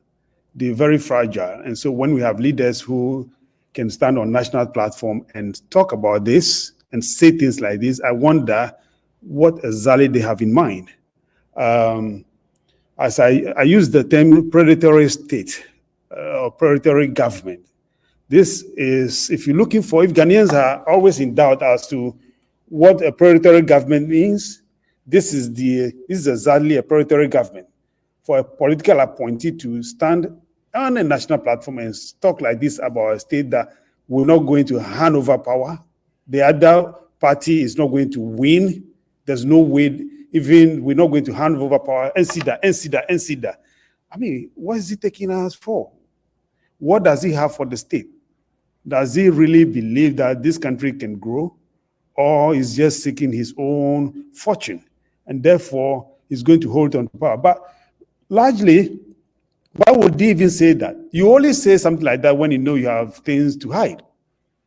The NPP has destroyed the country, and I think they are very much afraid that if they hand over to NDC come 2025, January, they're going to be exposed bigly, if I should use the word bigly by Trump. They're going to be exposed bigly, and therefore they're not going to hand over power. But that is a dangerous obsession. They don't have any plan for the country. The country means NPP and nothing else. So they must be in power. If they are not going to have their way, then let's bend the country. Because what he's saying is basically, hey, if NDC even wins, we're not going to hand over. And that means NDC will have to find a way to take power from them. That is just the beginning of our downfall. It's going to lead into an unimaginable place. And so my point is that Ghanaians should look at such an individual and the party he is advocating for, that they will never hand over to NDC if they win. That is a disaster in the making. You're not going to lead the country, and so Ghanaians should open their eyes very wide and make sure that come December 7, 2024, they vote and vote wisely and get rid of these gangsters who are ruling the country. They have no plan for the country. They're not going to build it. They're going to do everything with this a predatory psychopath. Right? As Achampong, for instance, making statements like this. What is his plan? He prefers to bend the country rather than hand over to NDC. And that is not a good thing. Okay. Well, Haja, the Athenian democracy lasted about 150 years. America, which is sort of the closest model to that, right? I think America is almost in about 200 years of that. But that was equally threatened, about 3 years ago. Mm-hmm. So democracy, no matter how long it is been, it is still very fragile. Yes, I mean, these comments are scary and they're unfortunate. And I hope IPAC, I hope our law enforcement agencies, I hope our Peace Council and the whole entire, national peace enforcement groups are listening to Brian Achampong. Indeed, this is not his first time, of making such statements. And like, they say in our local languages that when a blind man says stone you, it means his leg is on the stone. And so as Professor James rightly said, there's an agenda, and they're just rubbing it in our eyes and face that, we're going to impose on your rights, infringe on your rights, whether you like it or not. We've already seen actions by this government that disenfranchised a lot of people, to an extent. The electoral commissions, with the electoral commission's consent, a lot of Ghanaians were, not allowed to register to vote because they were, supposedly not Ghanaians, people that have been, born in Ghana and lived in Ghana all their lives, were told that they couldn't register to vote, and a section of the Ghanaian community were cut off during this registration exercises, and and nothing happened. We also saw that people were killed during the elections, and to think that we are in a country that we have laws, we have law enforcement agencies, the police, the soldiers, and all that. But if you look at what were going on, they were used. I don't know if they were real military men, policemen, but they were used to commit these crimes. So when you hear an MPP key government member make these comments, we need to take it serious, and there should be actions, not just from opposition parties, but citizens themselves, to make sure that the peace that we enjoy today is not taken for granted. We may have seen what is happening now in Gaza and other areas, especially our neighboring countries, where there were recent coups and other violent activities that happened. We have women and children and vulnerable aged people that are dependent on this peace, especially our children. And so for a key government, member or lawmaker to make such a statement, it should terrify Ghanaians, and we have to stand up. We have to come out collectively and condemn these rhetorics. Now, I'm going to quote what President Akufo-Addo, the man whose government this man, Brian Achampong, serves. I remember in December 2016, when power was, being transferred to him, he made a commitment, I'll call it a pledge. And I quote, he said that I'm committed to ensuring the peace and stability of Ghana before and during after the elections. This was made, and I unquote, and this was made in December, when he was taking power from President John Mahama. I remember how it was done. It was done peacefully. It was done respectfully. John Mahama conceded and congratulated him. And so for him to sit and allow these things to come out from his members without him coming to condemn it, it means that he's in support of these rhetorics, and we should come out and condemn it. Now, I hope the Peace Council, sometimes I wonder and I ask myself, where's Reverend Asante? This man was so vocal, so loud, so, should I say, out of control during President Mahama. There's things that he said, you think he was a party full soldier at the time. Where's this Pastor Otabil? What's his name? All of them, Mante, where are all of them? And they are sitting there, and the people are promising and trying to incite violence at times that we need peace most, and yet nothing is done. Now, we all know that elections, he can say whatever. We all know that, elections are not just, left to citizens of a country. There are international communities that come in, and there are mediators, there are observers, and all that. The opposition parties must make these statements known to them, so that in case of anything, just like Professor James said, they are trying to incite, and manipulate the people, so that tomorrow, if they decide not to, they can say that there's a war, there's a problem. So we are not going to hand power to the opposition or the winning party. Why? Because there's no transparency, or because there's a violence, or because there's a war going on, and they'll continue for how long, whatever they can, drag it until, when they are ready to go out of power. So I think we need to take these things seriously. We need to condemn it. It's a shame. I like him a lot, but on this one, dear, we need to take him on this issue, and we have to make sure that this has gone beyond where he's left it, because we may think that he's just making threats and all that, but they mean what they say. We've seen things happen and nothing happened, and so at the end of the day, they decide that they are not going to even hold the election.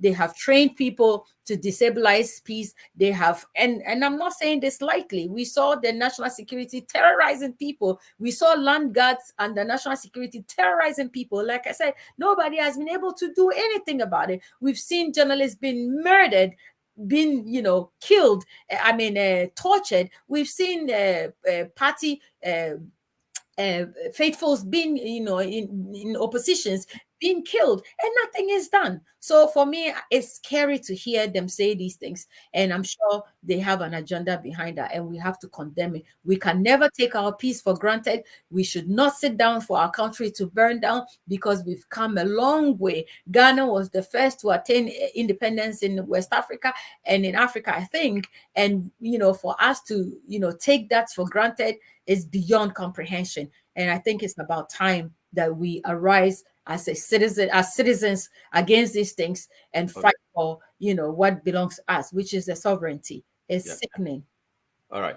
Okay, so Zita, just to reference America, when President Trump was in power, there were people who would say things like, he's not going to give up power if he loses the election. And then people were like, there's no way, because it's just rhetoric. Should we consider some of these statements as just some type of energy on the campaign platform? Maybe they were taken over, as some of them claimed, by certain spirits once they mount the campaign platform. Is that a good enough excuse, and is it just rhetoric?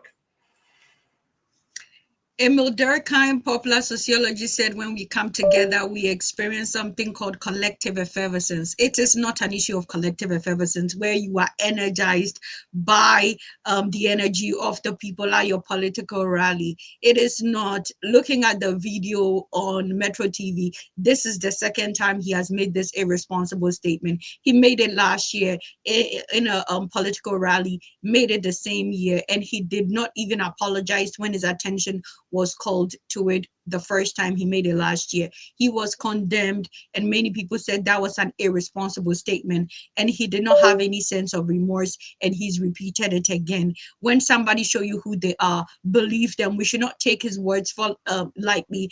In America, it might be different because there's a different system of governance and accountability to a large extent. I know powerful people in America get away with crimes and all that, but in Ghana and most African countries, it's winner takes all. It is bloody. People will do anything to hold on to power, and we must come to that realization. We have seen it with the embezzlement of millions of dollars resting in people's bedrooms. In Ghana, we have a member of the political party have $1 million liquid cash sitting in her house. We have seen the gross corruption across board. People have enriched themselves beyond you and I, our imagination. And so we shouldn't take it lightly, because political power in Ghana and Africa is everything. It sets you up, it sets your generation up. And so people will do anything to hold on to power, even if it means resorting to violence. So for me, I do not take this lightly. This is highly irresponsible. People conceded power. That is how you were able to come into power. The opposition conceded. And even in the 2020 election, there were issues of electoral voters bloating here and there. The numbers were not accurate. Mahama wanted to go through the court system, but ended up conceding defeat. We must put Ghana first and the peace of our country first. For some of us, we still have family in Ghana, and so we want to make sure that they're living in a relatively peaceful country. And so that comment on the part of Brian Achampong is highly irresponsible. He made the same comment last year. He tweaked it this year, but saying the same thing. They are not ready to concede. Everything, all the indicators from the economic, education, health, infrastructure is indicating that the NPP has failed woefully, and that is something they must reconcile. They overpromised and underdeveloped under delivered on all metrics, and that is a reality that they must reconcile. They said they were going to do free SHS, 1 million, one district, one factory, over promising, and now they became the most corrupt. Even MPP loyalists are on social media, and I am on social media a lot, and they're saying MPP never again. They realize that when it comes to the trust of the Ghanaian electorate, they have lost grounds, and so they will do anything to hold on to power. Highly irresponsible, knowing that Ghana is not a very developed democracy. We must accept that Ghana has done well in terms of transmission of power, but we are not all that developed when it comes to a full-blown transparent democracy, and people will resort to violence to hold on to power, and we shouldn't take his comment lightly. All right, thank you. And Hajia sort of pricked my mind about something, because she says if a blind man says they're going to stone you, perhaps they are already they have their foot on the stone. And there's a certain pattern, especially with respect to the EC that has been installed by the MPP government. In fact, it was the most aggressive takeover by, I mean, it's unimaginable. The manner in which the EC was changed when this party came into power, it was unimaginable. It's something that I never thought could happen, right? Given that the EC is a constitutionally independent body, I'd never thought that any president would be that brave to actually take such measures to remove an EC. But since they've been in power, there's been a certain pattern. Prior to the 2020 election, right, there were reports of heavy military presence in certain parts of the country, right? And these were known strongholds of the NDC. And after the voter registration exercise was done, I went and looked at the numbers. The Volta region, for instance, only gained 500 voters, right? You look at Ghana's youthful population and the number of voters that are supposed to be added to the voter roll every 4 years. And then when you looked at the Volta region, only 500 voters were added to the voter roll from the previous 4 years. How is that even possible? And that exercise was done only in Volta region, and then the newly created what's the name of the region? The OT region. Yeah. So, no, I mean, I'm actually talking about the compilation of the eventual voters register that they used for the election. So eventually the EC comes with a voter roll, right? And then you compare it to the previous 4 years voter roll. And they insisted on compiling a new register, right? Because, and the register wasn't that old. Compare that to a place like the Eastern region, or even the Brong Ahafo, that is of comparable population numbers to the Volta region. The Eastern region had in excess of 200,000 new voters added on from the previous 4 years. And in fact, I was surprised that the NDC never really made a big fuss about this. And in fact, Ghana, when NDC wins election, they don't win by a huge margin. NDC won the election under Atta Mills by only 40,000 votes, something like that. Yep. So you can imagine that if you're losing that many voters from your stronghold, I mean, effectively, you're just giving the election away. And so this EC has a certain pattern of disenfranchising voters, voter suppression in so many places. And again, we can chronicle the things that they attempted to do this season. Now, it started with their attempt to use the Ghana card as the sole ID to register to vote, right? They are not going to allow you to use alternative, but of course, I think we all complained about it, and they eventually dropped it because that was ridiculous to suggest that you cannot use any other form of identification but the Ghana card, which we know that is difficult to come by in certain parts of the country. It was the most ridiculous idea or brazen attempt of voter suppression I've ever heard of. And then they move on to the indelible ink, right? They say, the indelible ink has outlived its usefulness.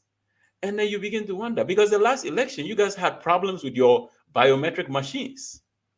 So if those biometric machines fail, and then we have to go the analog, or however we want to describe it, what happens without the indelible ink?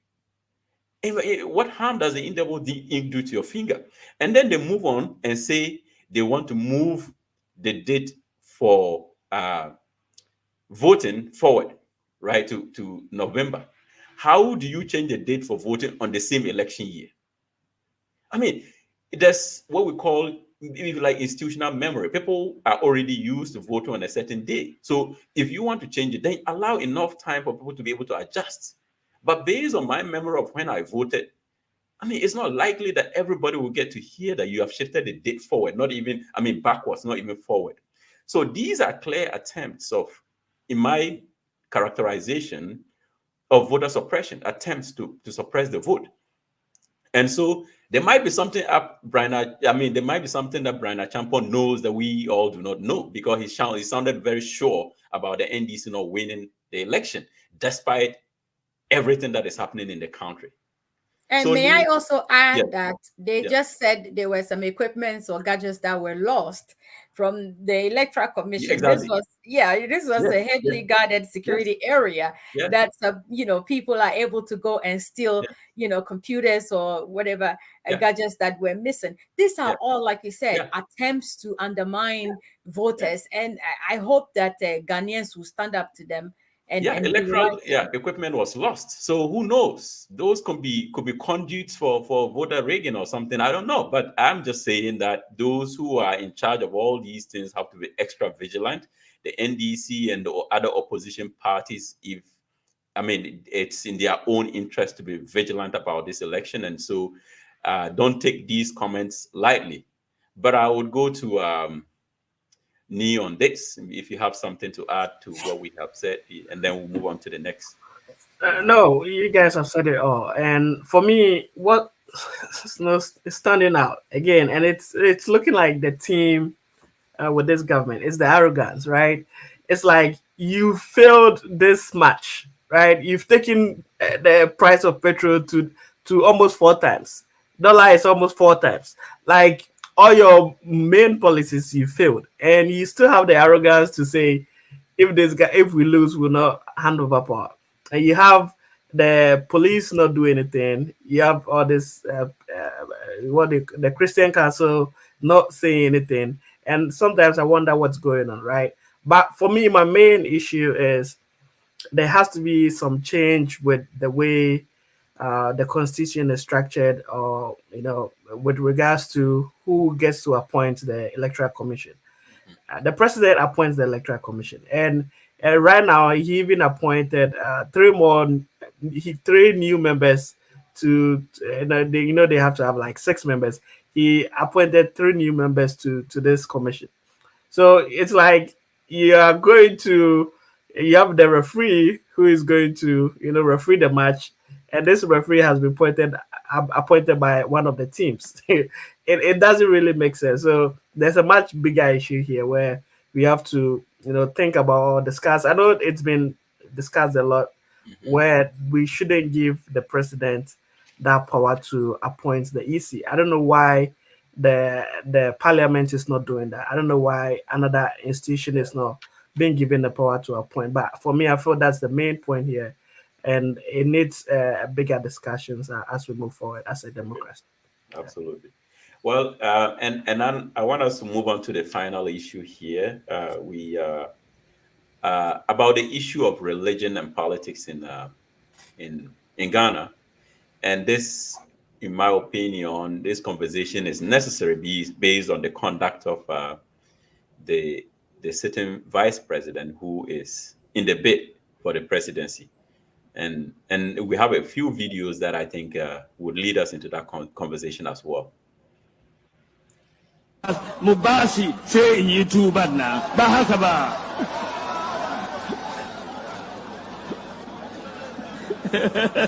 Malam John.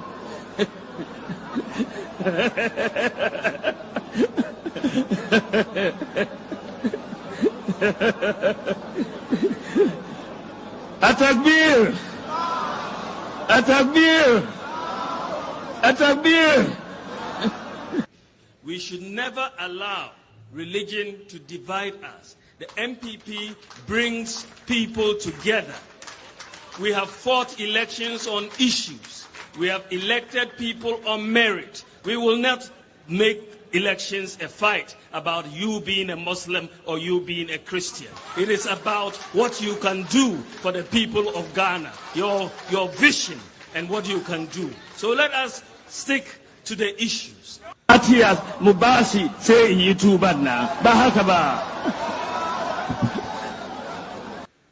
Present, my brothers and sisters, praise the Lord. As the psalmist says in Psalm 122, verse 1.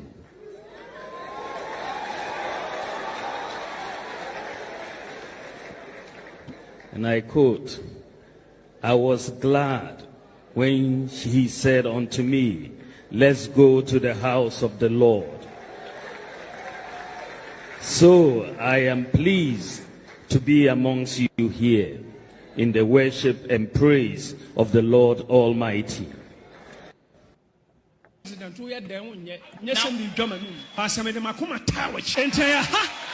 presidency, any presidential seat.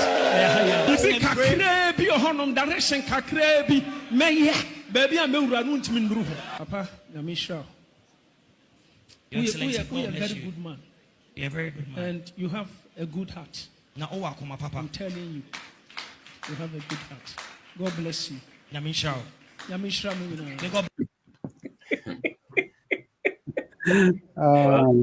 Well, Hajja, since you are laughing, I will go to you first because I'm almost believing the idea of a Bawumia body double. You know, the Americans will say body double because in one breath he says this and then the other is another story. I mean, he was, you know, in that video he was making fun of Bawumia that they should tuba him. JM. JM, yes, they should tuba him and then call him Alaji John. You know, but here we are with him. I don't know. I mean, we encourage religious tolerance, but the Bawumia appears desperate to me. How do you square what is going on with him? Listen, thank God for the peace we enjoy today in Ghana. I mean, Ghana is a religious country, but it's not so influential in our politics, and that is the reason why we enjoy so much peace. And I'm so glad that, on, the, sides of religion, across the religions, everybody have the right to decide and choose on where to, sometimes anonymously, sometimes direct affiliation. People think that the influence of religion is an indication of honesty. I mean, in our politics, it's an indication of honesty and transparency. But in this, regard, it's just someone being confused, someone making a mockery of himself and also confused about where he wants to belong. As a Muslim, I am so proud to be a Muslim. And so even if you are killing me, I still stand as a Muslim. Will I go to church to worship when I'm invited? Yes, but I'm not going as a Christian. I'm still going as a Muslim. Will I participate in the activities as a Christian, as the Christians? No, because I am not qualified to do, because I know that it is very important and it has big significance to them. And so, like in the case of the Catholic Church, or Catholicism, I wouldn't go and take a communion because I am not a Christian qualified to take communion. And so John Mahama, everybody knows, is a Christian. He doesn't shy away from his Christian faith out of respect. When he goes into a mosque, he respects the institution, he respects the religion. He goes, they say, when you go to Rome, you do what Romans do. But he has never been in a mosque and pretend to be a Muslim and pretend to be preaching and quoting, verses and, quotations from the Bible to deceive. This is just a deceptive thing that Bawumia is doing. And it's so good that, history is exposing and revealing who he is. Yesterday, he was mocking John Mahama for going into the mosque to pray and also to, offer his respect or solidarity with the Muslim, religion, and he even went to as far as laughing at him and calling him, Alhaji John. Today he's being called Timothy and some other names that I've seen come up on social media. Yeah, but he said that was Zachariah or so. And unfortunately, that's my my grandfather's name. So it pains me to even see it being, tarnished like that. Bawumia is like we all agree, it's a walking contradiction. Religion must not be mocked. Religion must not be taken into politics the way he is. He's advocating for religion not to play a role in our politics, and on another side, he's mocking someone for going to a religious group to ask for blessing and all that. Now I don't even know what to make of his engagement with this Christian religion, because it's like he has become a Christian. Even during Ramadan, you are kneeling in front of not just anybody, a corn man, a pastor who is known to be a corn man, Owusu Bempah, who is known to be an NPP activist. Yes, you are an NPP political aspirant, presidential aspirant, but I would not associate myself at all with a person like Owusu Bempah, who has become our slave queen's toy to be playing on social media. If you watch how these girls, play with his name and insult him left, right, center, you wouldn't even want to say Owusu Bempah. For you, a man who lied and was taken to court, was it a police station? A man who insulted, a man that was barred from making predictions, or is it, what do they call it? Prophecies. Prophecies on people's lives. A man that doesn't even know what he is about. I wonder, and that is why no disrespect to the Christian faith, but alhamdulillah, I'm a Muslim. I am not allowed to impose my religion on anyone, but then the beauty of my religion does not allow me to disrespect a Christian or to disrespect somebody who doesn't believe in my faith. And my religion doesn't allow me to laugh at someone just because we are not in the same religion. My religion doesn't allow me to use lies and deceit and use, religion during political, to score political, points. My religion doesn't allow me to lie. So sometimes I ask myself, is Bawumia really a Muslim, a practicing Muslim? Does he believe in our religion? I have no qualms with him going to church, because I'll go to church when I'm invited. I have nothing against that. But the activities to go and be kneeling, hey, this was just the one that killed me. He went for coronation. And Haja, just briefly, quickly, and then our time. You went and kneeled in front of a pastor, and as if they are ordaining him to be a priest in the church. It's just beyond me. And I think so. It's enough. It's enough. Muslims have to come out and really talk to Bawumia. There's nothing wrong with going to church, but we have limitation. You shouldn't reduce yourself to such mockery just because of politics. It's a shame. Yeah, absolutely. Yeah, Azita, are politicians yielding to the pressures of religion, say that they are, contorting themselves in all kinds of shapes just to create the impression that they belong?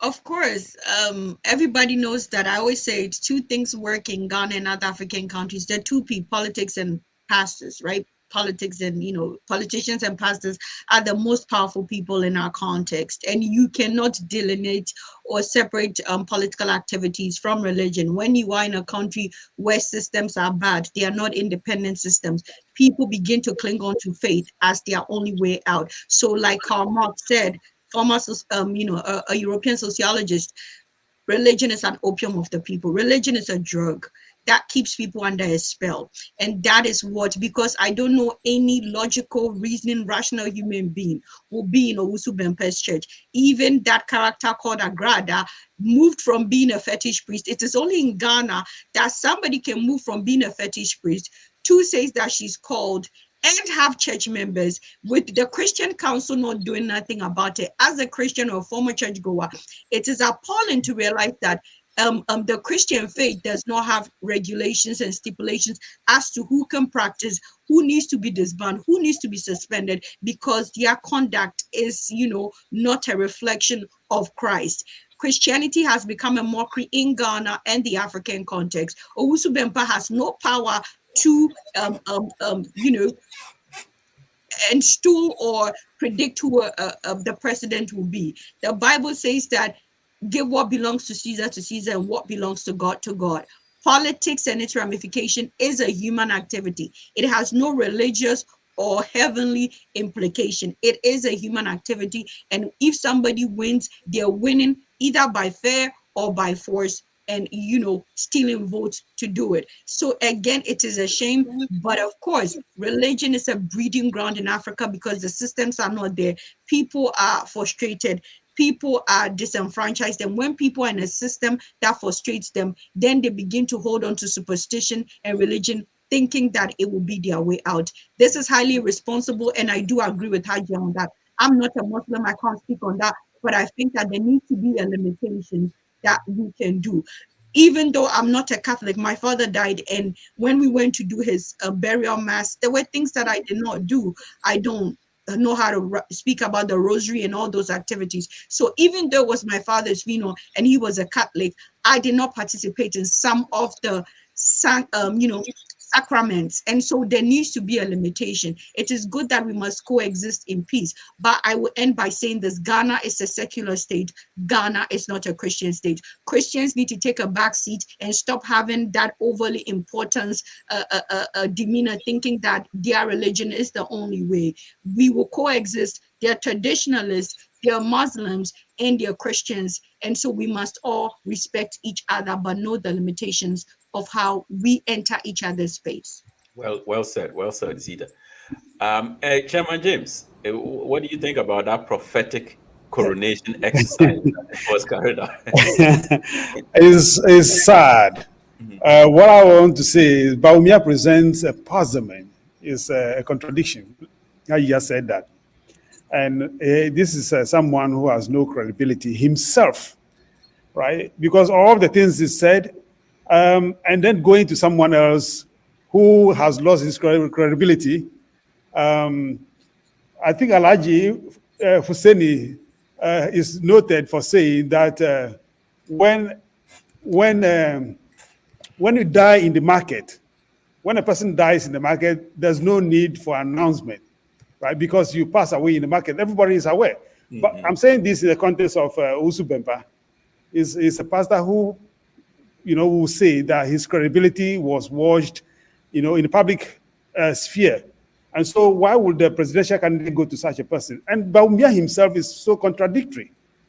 I don't know where he stands right now.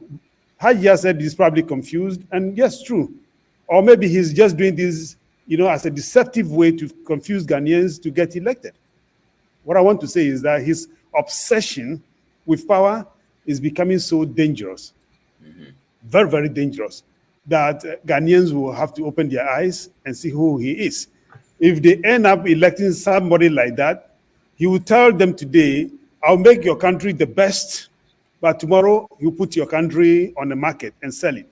Because of the contradiction he is exposing, the contradiction in him, Ghanaians should not be surprised that somebody like that can even sell their country. What I want to say in effect is that, look, he is not a credible man. And if you follow what he's saying, what he's doing, that speaks volume.